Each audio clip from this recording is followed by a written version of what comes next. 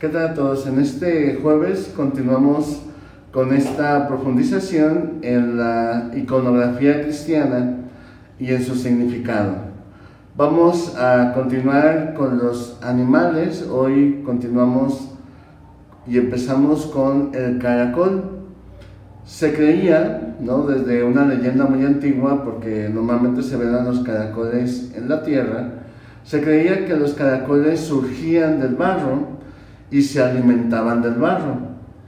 Por eso, desde muy antiguo se empezó a entender que el caracol era un símbolo del hombre pecador o de la fragilidad del hombre, ya que precisamente recordemos que el hombre fue creado de barro y la fragilidad, como es el barro, pues refieren a la fragilidad del hombre hacia el pecado.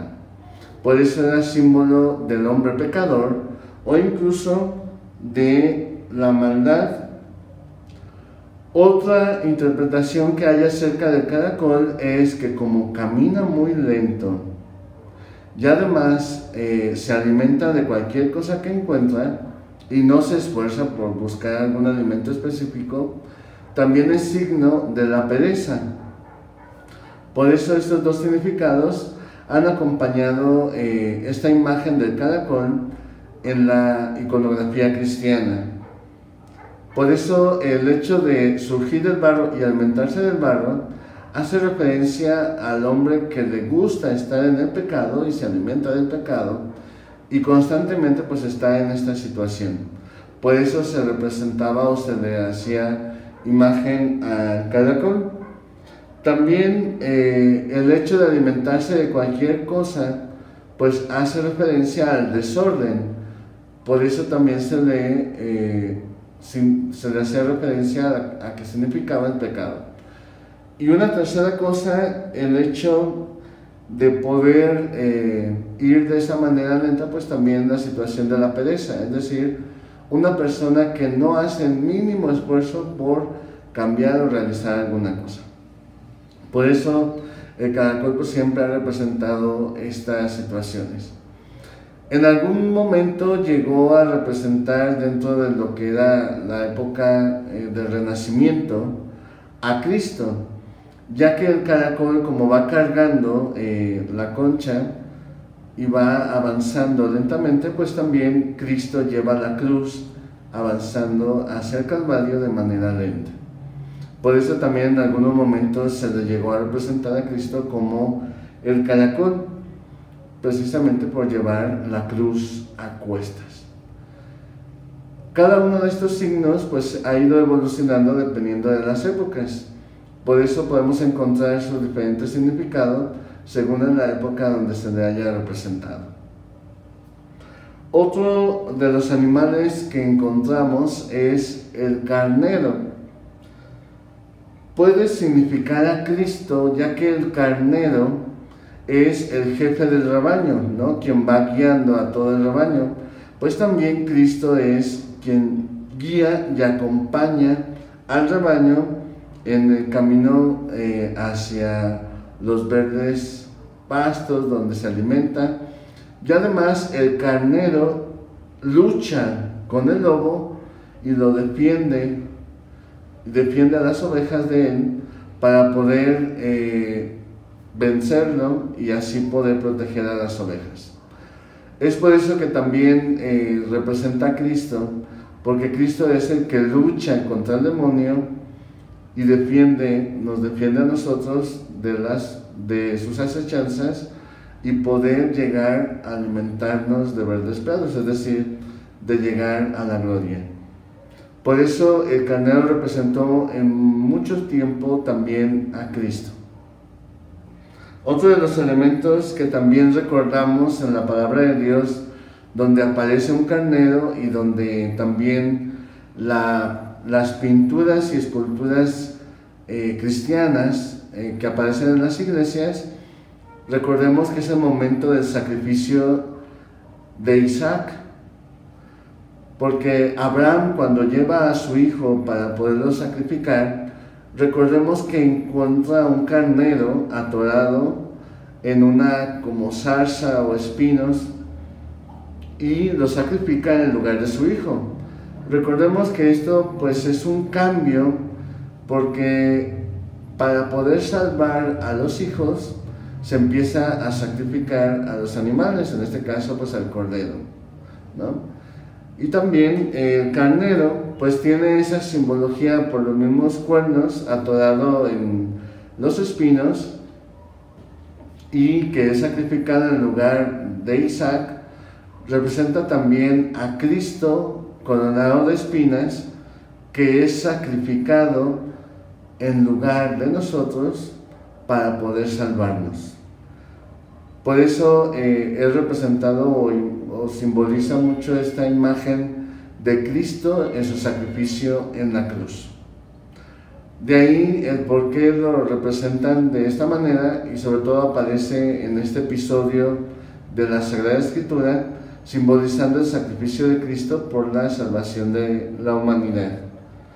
Otro elemento importante del carnero es que siempre lo ponen de pie y manifiesta su fuerza, y esta es precisamente la presencia de Cristo vencedor, Cristo resucitado, que nos sigue defendiendo del mal y que sigue luchando por nosotros y con nosotros para poderlo vencer en nuestra vida a lo largo de ella.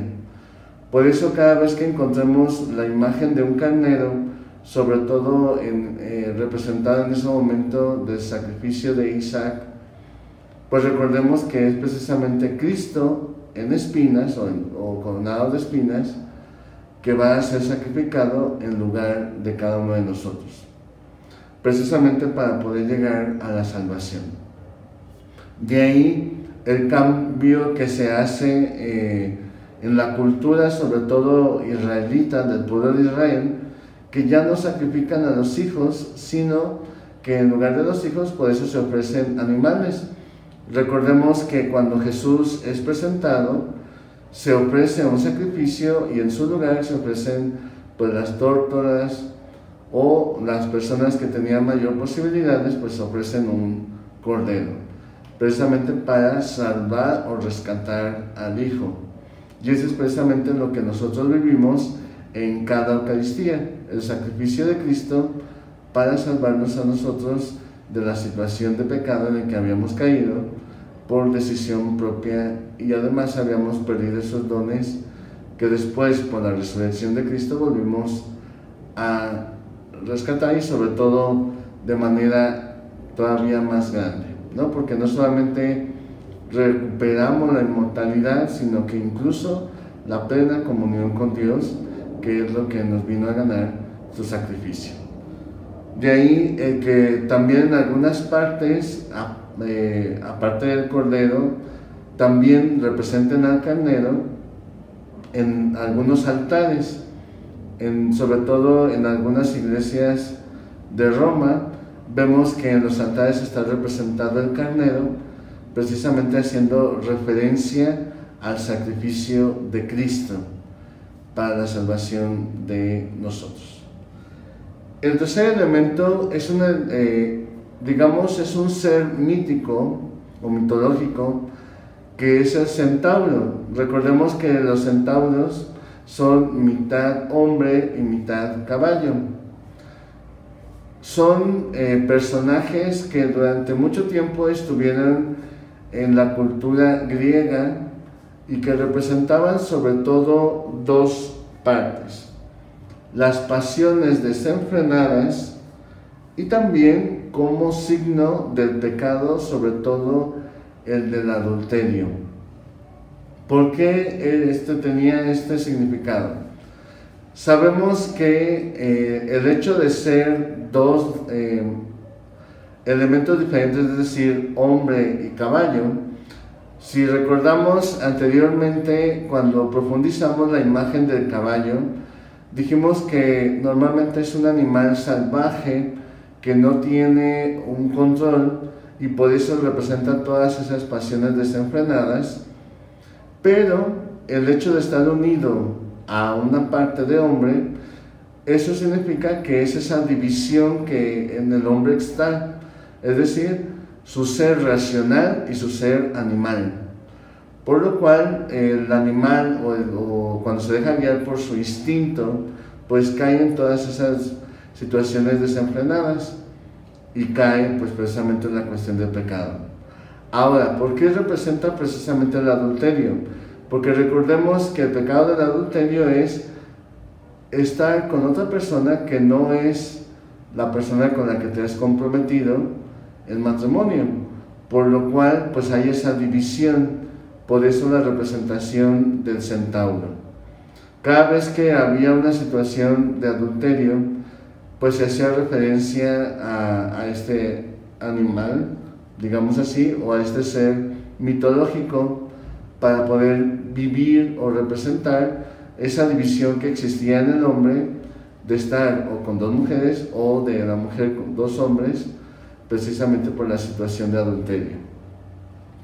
Una de las cosas también es, para San Agustín, este ser mitológico apareció muchas veces como ese signo de la división y lucha interna que vive el ser humano entre el bien y el mal, y que constantemente pues está en esa lucha para buscar la manera de que el bien sea el que venza al mal. Pero en ocasiones sabemos que por diferentes situaciones o incluso debilidades o fragilidades, pues también el mal a veces vence, ¿no? Entonces por eso este ser mítico pues representó también esta lucha, ¿no?, que hay en el ser humano. Llega también a nosotros una leyenda donde existe de San Antonio Abad. No sé si ustedes han visto a este santo, que incluso en algunas ocasiones al lado de él le ponen a un centauro.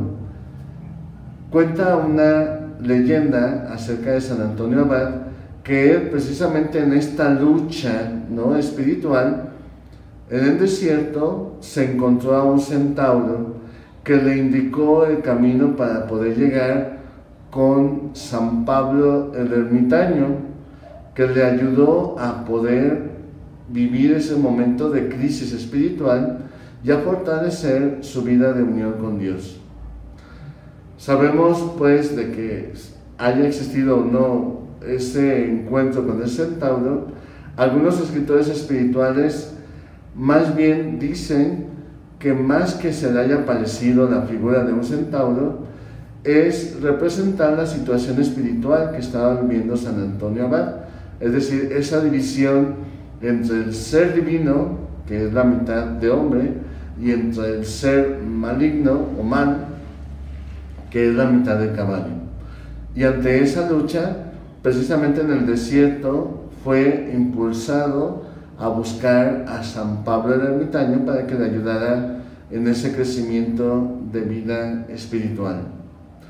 Por eso también en algunos momentos el escultor Miguel Ángel, en algunas iglesias, sobre todo pues, en Roma, que es donde más él trabajó, hay una escultura que son la guerra de los miapitas y los centauros, y eso pues también es una leyenda pues muy antigua.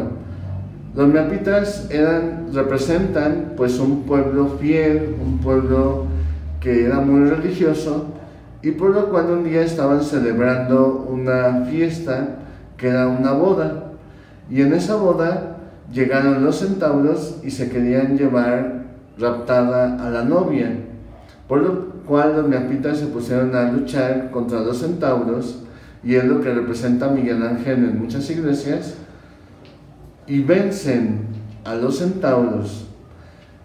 ¿Qué quiso representar Miguel Ángel con esta leyenda y al poner esas esculturas en algunas iglesias?